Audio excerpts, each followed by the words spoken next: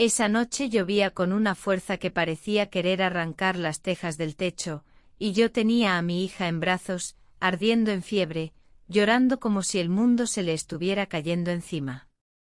Se llamaba Valentina, tenía apenas 4 meses, y desde que nació no había dormido más de 2 horas seguidas.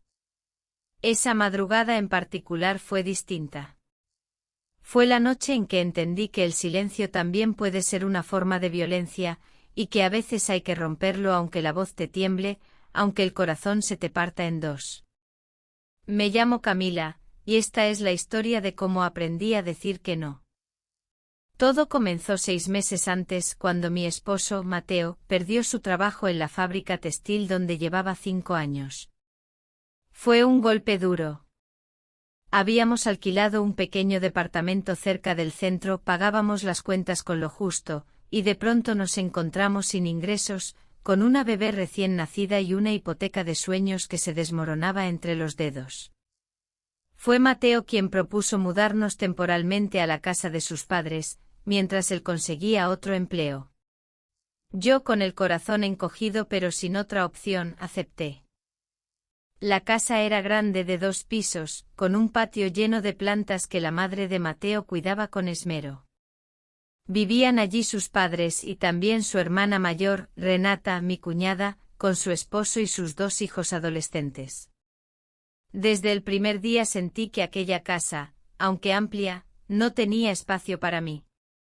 No en el sentido físico, sino en el otro, en el que realmente importa. Renata era una mujer de carácter fuerte, acostumbrada a mandar. Llevaba las riendas de la casa desde que la madre de Mateo había empezado a padecer de artritis, y ya no podía moverse con la misma soltura de antes. Al principio Renata se mostró amable conmigo, incluso me ofreció ayuda con la bebé, pero pronto comprendí que aquella amabilidad tenía un precio, uno que ella nunca mencionó en voz alta, pero que dejaba claro con cada gesto, con cada mirada, con cada silencio cargado de reproche. Empezó de a poco. Un día me pidió que le planchara unas camisas porque tenía prisa. Yo, queriendo llevar la fiesta en paz, lo hice sin quejarme. Otro día me pidió que le preparara el almuerzo a sus hijos porque ella tenía una cita médica. También lo hice. Poco a poco aquellas peticiones ocasionales se convirtieron en exigencias cotidianas, como si mi presencia en esa casa tuviera como única función servir a los demás. Mateo trabajaba todo el día buscando empleo, tocando puertas, enviando currículums, y cuando llegaba a casa por la noche estaba tan agotado que apenas notaba lo que ocurría a su alrededor. Yo no quería preocuparlo más de lo que ya estaba. Cargaba sola con el peso de mis días, con la crianza de Valentina, con las tareas de la casa que Renata iba delegando en mí como si yo fuera una empleada más, y no la esposa de su hermano. La fiebre de mi hija había comenzado 2 días antes de aquella noche de lluvia. El pediatra nos había dicho que era una infección viral, que le diéramos el medicamento cada 8 horas y que la mantuviéramos hidratada, que era cuestión de paciencia. Pero la paciencia, cuando una madre ve sufrir a su hija, se agota más rápido de lo que uno imagina. Yo no había dormido en 2 noches. Tenía los ojos hinchados, el cuerpo dolorido, y una angustia instalada en el pecho que no me dejaba respirar tranquila. Esa tarde, mientras mecía a Valentina, que no dejaba de llorar, con la ropa manchada de la leche que había vomitado, Renata entró a mi cuarto sin tocar la puerta, como solía hacer, y me dijo con ese tono suyo que no admitía réplica, que necesitaba que le lavara unas prendas porque tenía un evento esa noche y que además preparara la cena porque ella tenía que arreglarse. Yo la miré con mi hija ardiendo en fiebre entre mis brazos, y sentí que algo dentro de mí, algo que llevaba meses comprimido, empezaba a quebrarse. Le dije que no podía, que Valentina estaba enferma, que apenas podía sostenerme en pie, que por favor entendiera. Ella frunció el ceño, cruzó los brazos y me respondió que todos en esa casa tenían obligaciones, que ella también estaba cansada, que una bebé llorando no era excusa para no cumplir con lo que se le pedía. Me dijo textualmente que yo vivía gratis en esa casa y que lo mínimo que podía hacer era colaborar. Sentí que la sangre se me subía a la cabeza. No por sus palabras solamente, sino por todo lo que representaban. Meses de humillaciones silenciosas, de mordidas de lengua, de noches llorando a escondidas en el baño para que nadie me viera derrumbarme. Meses de sentir que mi maternidad era un estorbo, que mi cansancio no contaba, que mi dignidad valía menos que una camisa planchada. Le dije que no. Se lo dije con la voz quebrada, pero firme. Le dije que yo también estaba agotada, que llevaba 2 noches sin dormir, que mi hija me necesitaba más que nunca, y que no iba a dejarla llorando para lavarle la ropa a nadie. Le dije que respetaba que viviéramos bajo su techo, pero que eso no me convertía en su empleada, y que si necesitaba ayuda con la cena o con la ropa, podía pedírselo a alguien más, o hacerlo ella misma. El silencio que siguió fue denso, casi físico. Renata me miró como si yo hubiera cometido una traición imperdonable.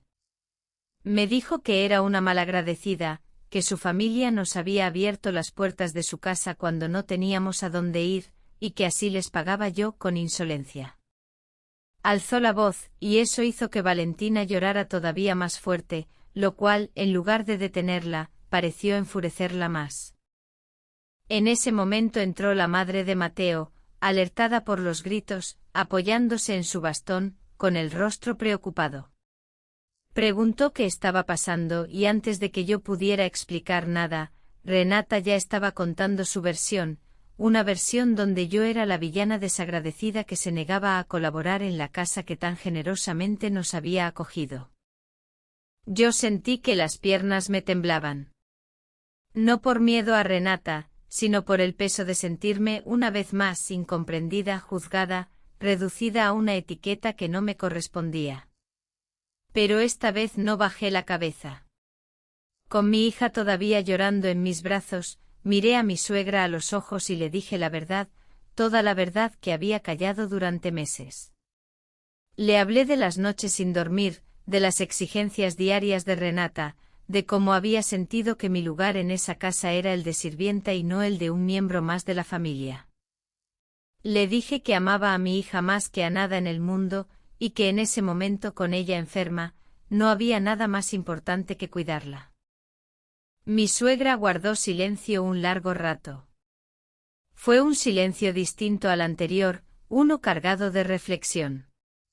Finalmente me miró con una expresión que no supe descifrar del todo, entre la sorpresa y algo parecido al arrepentimiento, y me dijo que no sabía que las cosas habían llegado a ese punto. Que ella pensaba que Renata solo me pedía pequeños favores de vez en cuando, no que se hubiera convertido en una costumbre diaria y forzada.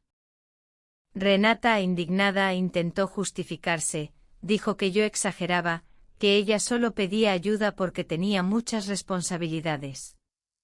Pero su voz ya no sonaba tan segura como antes. Había algo en la mirada de su madre que la desarmaba. Fue entonces cuando llegó Mateo. Había vuelto antes de lo esperado, cansado de otra jornada infructuosa buscando trabajo, y se encontró con la escena, su madre con el rostro consternado, su hermana con los brazos cruzados y la mandíbula tensa, y yo, de pie en medio de todo, con nuestra hija llorando con las lágrimas corriéndome por las mejillas sin que pudiera contenerlas más. Le pregunté casi sin voz si podía llevarse a Valentina un momento porque necesitaba respirar, necesitaba un segundo para no desmoronarme por completo frente a todos. Él la tomó en brazos con una delicadeza que siempre me había enamorado, y la meció suavemente mientras yo intentaba recomponerme. Le conté todo, ahí mismo, delante de su familia. Le dije que no podía seguir viviendo así, sintiéndome una carga, sintiéndome invisible en mis propias necesidades, sintiéndome obligada a demostrar constantemente que merecía un techo bajo el cual dormir. Le dije que lo amaba, que entendía que estábamos pasando por un momento difícil, pero que mi dignidad y la salud de nuestra hija no eran negociables. Mateo se quedó callado un momento mirándome, y luego miró a su hermana. Le preguntó con una calma que escondía una furia contenida, si era cierto lo que yo estaba contando. Renata intentó minimizarlo de nuevo, pero esta vez fue la propia madre quien intervino, diciendo que había escuchado con sus propios oídos cómo le exigía a una madre con una bebé enferma que dejara de atenderla para lavar ropa y cocinar. Algo cambió en el rostro de Mateo. Until ese momento, yo no había visto en él esa mezcla de tristeza y determinación. Se acercó a mí y me abrazó con Valentina todavía en sus brazos, formando los tres una especie de núcleo pequeño y tembloroso en medio de aquella sala tensa, y me dijo al oído que lo sentía, que no se había dado cuenta de lo que estaba pasando, que debía habérselo dicho antes. Le respondí que no quería agobiarlo más, que ya tenía suficiente con la búsqueda de trabajo, que pensé que podría manejarlo sola. Él negó con la cabeza y me dijo algo que no olvidaré jamás, que una familia no se construye sobre silencios que duelen, sino sobre la confianza de poder decir cuando algo nos está rompiendo por dentro. Esa noche Mateo habló con sus padres y con su hermana. Fue una conversación larga, difícil, llena de reproches viejos que salieron a flote, de heridas familiares que llevaban años enterradas. Renata, en el fondo, no era una mala persona, solo una mujer que había cargado con demasiadas responsabilidades desde joven y que, sin darse cuenta, había replicado en mí las mismas exigencias desmedidas que quizás alguna vez sintió sobre sus propios hombros. Eso no justificaba su trato hacia mí, pero ayudó a entender, aunque fuera un poco, de dónde venía tanta dureza. Los días siguientes fueron incómodos, como suele pasar después de que la verdad sale a la luz sin filtros. Renata apenas me dirigía la palabra, y cuando lo hacía, era con frialdad. Pero también noté algo distinto, ya no me pedía nada. Ya no entraba a mi cuarto sin avisar.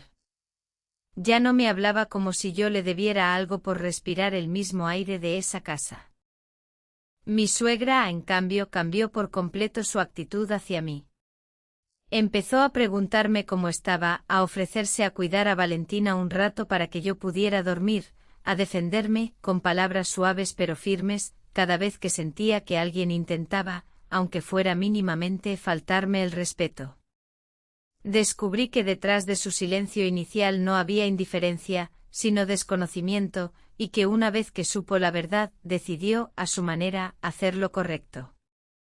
3 semanas después, Mateo consiguió un nuevo trabajo, no tan bien pagado como el anterior, pero suficiente para empezar a ahorrar de nuevo. Decidimos entre los dos que en cuanto juntáramos lo necesario para el primer mes de alquiler y el depósito, nos mudaríamos a un lugar propio, por pequeño que fuera. No lo hicimos por rencor hacia su familia, sino porque comprendimos que Valentina y yo necesitábamos un espacio donde nuestra voz importara desde el principio, donde no tuviéramos que alzarla para ser escuchadas.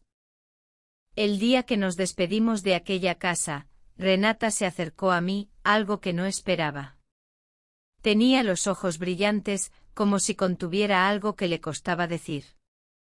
Me dijo que sentía lo que había pasado, que a veces uno se acostumbra tanto a mandar que olvida ver el cansancio ajeno, que ella también había sido una madre joven alguna vez, sobrepasada, sin nadie que la ayudara, y que quizás, sin darse cuenta, había querido que yo cargara con lo mismo que ella cargó sola. No fue una disculpa perfecta, pero fue sincera, y en ese instante entendí que a veces el daño no nace de la maldad, sino del dolor no resuelto que se repite de generación en generación, de persona en persona, hasta que alguien, en algún punto, decide decir basta. Hoy, mientras escribo esto, Valentina tiene ya 2 años. Corre por la sala de nuestro pequeño departamento, se ríe, tropieza, se levanta. Mateo trabaja en algo que finalmente lo hace sentir realizado, y yo he aprendido, quizás de la manera más dura, que decir que no, cuando es necesario, no te convierte en una mala persona. Te convierte en alguien que se respeta a sí misma, en una madre que entiende que cuidar de su hija no es una excusa, es una prioridad, la más importante de todas. Visitamos a la familia de Mateo de vez en cuando. Renata y yo no somos amigas cercanas, pero hemos encontrado una forma tranquila de convivir, basada en el respeto que antes no existía.